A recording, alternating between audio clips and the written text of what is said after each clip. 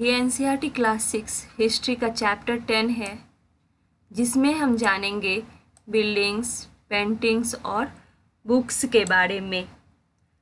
इस चैप्टर को पढ़ने के बाद हम जानेंगे कि भारतीय इतिहास का अध्ययन करने के लिए इमारतें, किताबें और पेंटिंग क्यों महत्वपूर्ण है। तो सबसे पहले जानते हैं मेटलर्जी के बारे में, धातु विज्ञान। इसमें प्योर मेटल को एक्सट्रैक्ट किया जाता है, प्योर मेटल प्राप्त किया जाता है उनके ओर्स से। एंशिएंट इंडियन मेटलर्जिस्ट जो थे, उन्होंने वर्ल्ड मेटलर्जिकल हिस्ट्री में महत्वपूर्ण योगदान दिया है।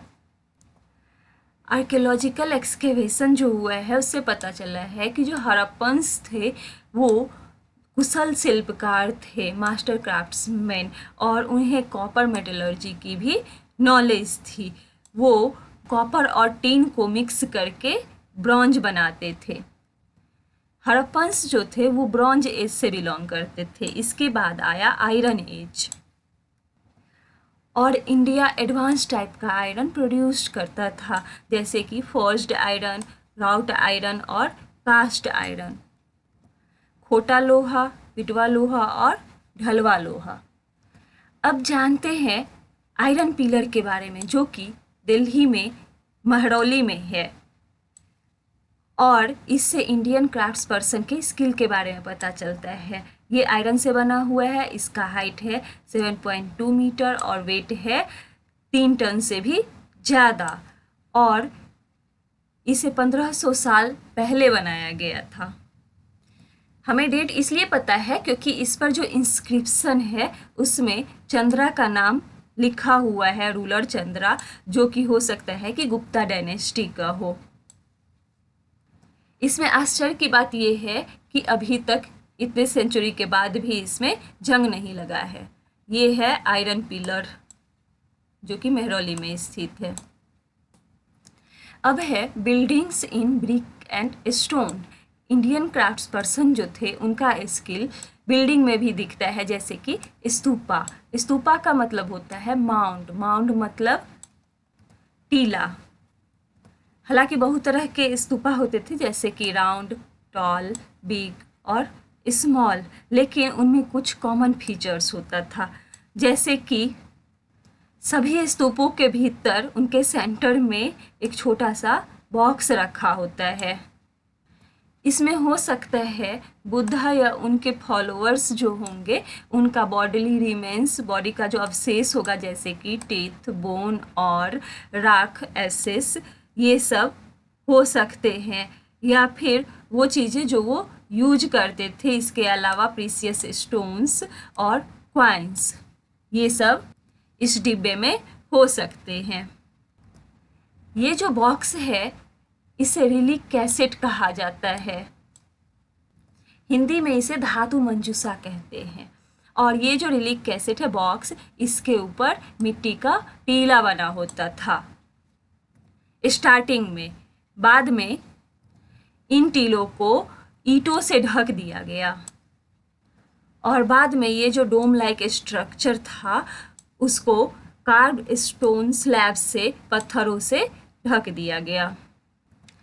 अक्सर ये जो स्तूपा थे इनके चारों ओर प्रदक्षिणा पथ बना होता था परिक्रमा करने के लिए, और इसको रेलिंग से घेर दिया जाता था। ये जो प्रदक्षिणा पथ था इसमें प्रवेश करने के लिए गेटवेज होता था, प्रवेश द्वार होता था।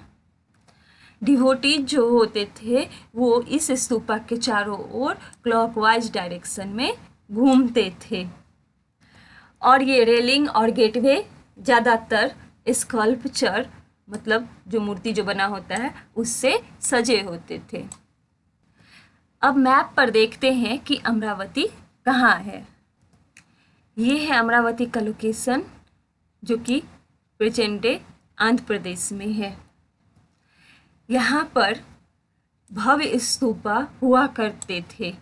बहुत सारे स्टोन को कार्व किया गया ताकि स्तूपा को डेकोरेट किया जा सके 2000 साल पहले।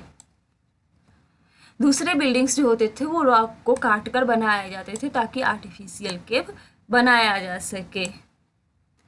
इसमें से कुछ को स्कल्पचर्स, मूर्तियों और पेंटिंग के द्वारा, पेंटेड वॉल के द्वारा डेकोरेट किया जाता था।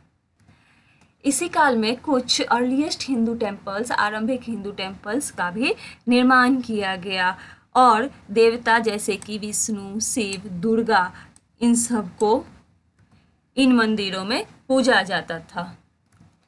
ये सांची स्तूप है जो कि मध्य प्रदेश में है। इसमें जो माउंड है वो शायद अशोका के टाइम में बनाया गया था और रेलिंग और गेटवे जो है ये बाद के रूलर द्वारा बनाया गया। और ये स्कल्पचर है जो कि अमरावती से मिला है। हिंदू टेम्पल का जो सबसे इम्पॉर्टेंट पार्ट होता था उसको गर्भगृह कहा जाता था, जहाँ पर चीफ डेटी मतलब जो मुख्य देवी देवता होते थे उनका इमेज होता था वहाँ। और यहीं पर प्रीस्ट जो होते थे, पुजारी, वो अपना रिलीजियस रिचुअल्स जो होते थे वो परफॉर्म करते थे, धार्मिक अनुष्ठान, और भक्त यहाँ पर देवी देवताओं की पूजा किया करते थे।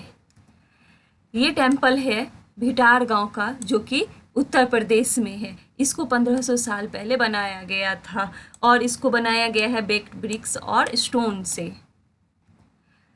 अक्सर ये जो भिटार गांव का जो टेम्पल है इसके ऊपर में ये जो शिखर बना हुआ है, तो अक्सर इन जैसे टेम्पल्स में गर्भगृह के ऊपर एक टावर बना दिया जाता था जिसको कि शिखर कहा जाता है। इसको इसलिए बनाया जाता था ताकि इसे सैक्रेड प्लेस, पवित्र स्थान के रूप में जाना जा सके। इन शिखरों को बहुत ही सावधानी पूर्वक बनाया जाता था और ज़्यादातर टेम्पल में मंडप भी होता था। मंडप एक हॉल होता था जहाँ पर लोग एकत्र होते थे। अब मैप पर देखते हैं महाबलीपुरम और ऐहोल का लोकेशन। ये है महाबलीपुरम का लोकेशन जो कि तमिलनाडु में है और ये ऐहोल का लोकेशन है जो कि कर्नाटका में है। इन शहरों में पत्थरों से बने कुछ उत्कृष्ट टेम्पल्स है। ये है महाबलीपुरम का टेम्पल जिसको मोनोलिथिक टेम्पल कहा जाता है, मतलब एक ही बड़े पत्थर को काटकर ये सारा टेम्पल बनाया गया है। ये दुर्गा टेम्पल है ऐहोल का जिसको कि 1400 साल पहले बनाया गया था। ये चालुक्य डायनेस्टी द्वारा बनाया गया था। अब जानते हैं ये जो स्तूपाज होते थे और टेम्पल्स ये बनाए कैसे जाते थे। स्तूपा और टेम्पल बनवाने में बहुत सारे स्टेजेज आते थे। ज़्यादातर किंग्स और क्वींस जो होते थे वो डिसाइड करते थे इतनी महंगी स्ट्रक्चर बनाने के। पहला काम अच्छी क्वालिटी का स्टोन खोजकर फिर उसको खोदकर निकालना होता था। उसके बाद इसको केयरफुली ट्रांसपोर्ट करके जहाँ पर बिल्डिंग बनना होता था वहाँ पर ले जाया जाता था। इसके बाद स्टोन का जो रफ ब्लॉक होता था, खुरदुरा पार्ट, इसको शेप दिया जाता था। उसको काट कर फिर पिलर बनाया जाता था या फिर वॉल के लिए पैनल, फ्लोर के लिए और सीलिंग के लिए जो पैनल होता था उसको बनाया जाता था। फिर इस सब के बाद उन्हें सही पोजीशन पर, सही जगहों पर लगाना होता था। ये जैन मोनेस्ट्री है उड़ीसा का। इसमें एक रॉक सरफेस को खोदकर 2 स्टोरी 2 मंजिल बिल्डिंग बनाया गया था। इसमें प्रवेश द्वार भी है। यहाँ पर जैन मॉन्क्स रहा करते थे और मेडिटेशन किया करते थे। इस तरह का जो महंगा स्ट्रक्चर होता था उसको बनाने के लिए क्राफ्ट्स पर्सन जो शिल्पकार होते थे उनको पैसे राजा और रानी जो थे अपने ट्रेजरी से देते थे। इसके अलावा जो डिवोटीज होते थे, भक्त जो टेम्पल या फिर स्तूपा को देखने आते थे, वो भी अपने साथ गिफ्ट्स लाते थे जिनका यूज किया जाता था बिल्डिंग को डेकोरेट करने में। जैसे कि सांची स्तूपा का जो गेटवे है, इसको बनाने के लिए जो खर्च हुआ था वो आइवरी वर्कर्स का जो एसोसिएशन था, मतलब हाथी का जो दांत होता है उसका काम करने वाला जो समूह था, वो इसका सारा खर्च दिया था। इसके अलावा merchants, farmers, garland maker, perfumer, Smith और बहुत सारे मेन और वुमेन भी इसके डेकोरेशन के लिए खर्च करते थे, जिनका नाम पिलर्स, रेलिंग्स और वॉल्स पे खुदा हुआ है, इंस्क्राइब किया हुआ है। इसके बाद हम जानेंगे पेंटिंग्स के बारे में, उसके बाद किताबों की दुनिया, उसके बाद पुरानी कहानियों को रिकॉर्ड करना और संरक्षित करना, फिर आम लोगों द्वारा कही गई कहानियाँ, इस सब के बारे में हम अगले वीडियो में जानेंगे। Thank you.